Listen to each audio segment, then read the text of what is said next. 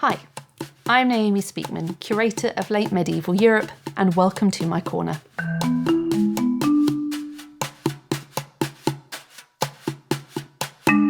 Today, we are going to explore some playful objects from the collection. These two caskets were designed to entertain, and they epitomise the medieval art of storytelling. Something we can't do, obviously, in the galleries is turn objects around and look at them on all their sides, but that's exactly what these caskets invite us to do. They're made of elephant ivory, which was a particularly popular material for luxury carvings in medieval Europe from the 13th to the 15th centuries. Over 5,000 carvings in this material survive today, and we know them as Gothic Ivories. Paris was one of the centres, if not the major centre, for carving in this material.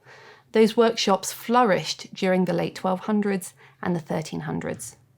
A whole host of objects were made in this material, from statuettes of the Virgin and Child, to multi-panelled plaques decorated with religious scenes, to more secular objects such as mirror cases and combs. Many were and are very detailed, such as these two caskets, and these both draw their imagery from contemporary literature. What did they actually hold? Well, we don't know for certain. Some people say jewellery. For the larger ones, it's also been argued that they may have held documents. What were they given for? Well, it's also been argued that they were perhaps love gifts or to mark a marriage. Of the caskets that survive, the largest number are known as composite caskets, and they're like the one I have here, and they show a range of different scenes. This one measures about 21 centimetres in width, and it dates from the second quarter of the 14th century. By that I mean from about 1325 to 1350. Let's start on the lid, where a lot of activity is taking place. At the centre, two knights are in the middle of a joust. You can see they are sitting on their horses. They are fully armoured, their mail shirts are visible, they have their leg guards on, and their horses are thundering towards each other. They are mere millimetres away from impact. Both are holding their lances aloft, and the tips of them are about to strike both knights' helmets. These knights also have crests on top of their helmets. For the one on the left, there's a very distinct bird, and for the one on the right, there's either a fanned plant or a coxcomb. This central image presents us with the idea of a cacophony of sound. And it's quite easy to see why. The horses are galloping on uneven ground. There are two quite precariously placed heralds seated in the trees, and they are blowing their trumpets. Above, there is a balcony, and there are 6 people standing on it. Their gestures and the way that their bodies move show us that they are all talking animatedly. Perhaps they're even debating about whose knight is going to win. On the edges of this scene, something else is taking place. One knight is loading up a crossbow. Another is filling up and preparing a catapult. On the other side, a knight kneels before a lady holding a large key, and another knight is climbing this almost twisted rope-like ladder. But look again, and everything is not as it seems. That knight with the crossbow is not about to shoot an arrow, but a bunch of flowers. The catapult is about to send a basket of roses flying through the air. And the people all at the top are holding missiles, but they're not about to throw stones down on their attackers, but they also are holding flowers. And in this top corner, there's a curious figure who is crowned, he's winged, and he's holding a bow and arrow. So what's going on here? Well, this is a scene known as the assault or the attack on the Castle of Love. This was a chivalric allegory, which was very popular at the time, and it was meant to be humorous. So here, knights are storming the castle of romance. Moving down onto the front of the casket, there are 2 different stories shown in 4 scenes. We begin on the left. And the characters here have some names that might be familiar to you. Aristotle, that great classical scholar, Alexander the Great, and Alexander's love, who in the medieval stories is known as Phyllis. It begins in this panel on the end. Aristotle is seated in front of his crowned pupil, and he's telling Alexander to focus on his studies and not be distracted by women, because Alexander is besotted with Phyllis.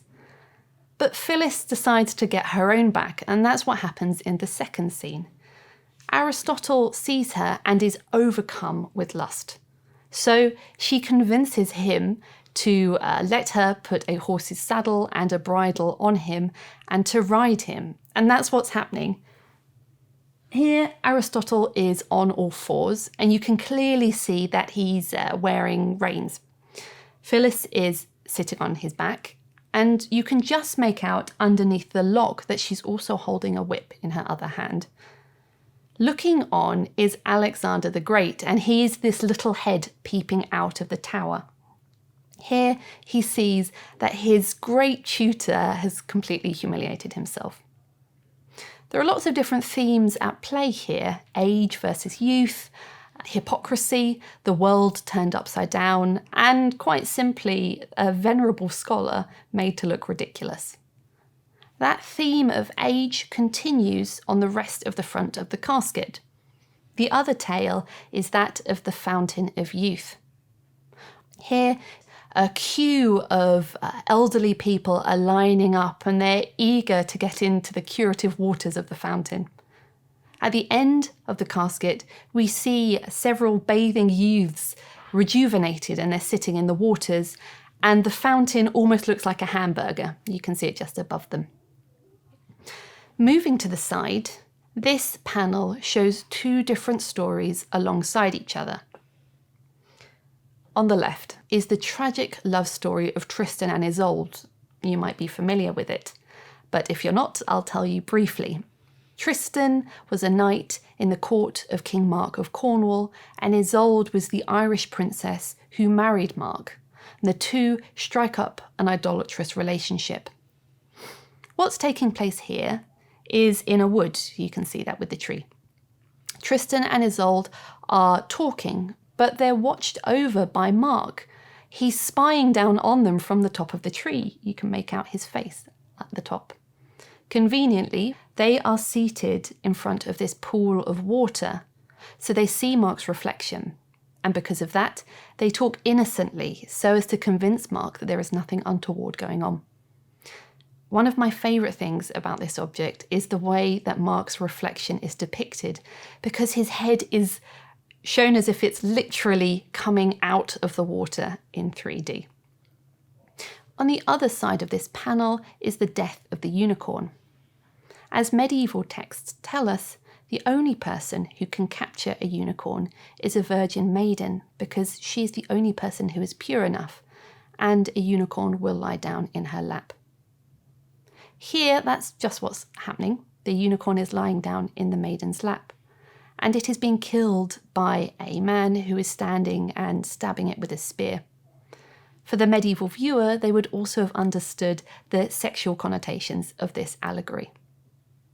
The rest of the panels all tell stories of knights from Arthurian legends. These are the Knights of the Round Table from King Arthur's court. And various knights are shown here performing different elements of their stories. We begin on the left with Gawain, and he's fighting a lion. The next scene shows Lancelot. He's crawling on all fours across this gigantic sword, which is a bridge, and he's walking over the rushing water, which you can see rippling beneath him. Above, swords and spears rain down on him. As the story tells us, Lancelot crawled very carefully along this perilous bridge, trusting himself to God as he went. In the next scene, we have Gawain again. He's fully armed, even though he's asleep on this bed. Again, he is lying underneath a hail of swords and spears, And in fact, that element comes from Gawain's story, not from Lancelot's. Gawain is lying on quite an unusual bed.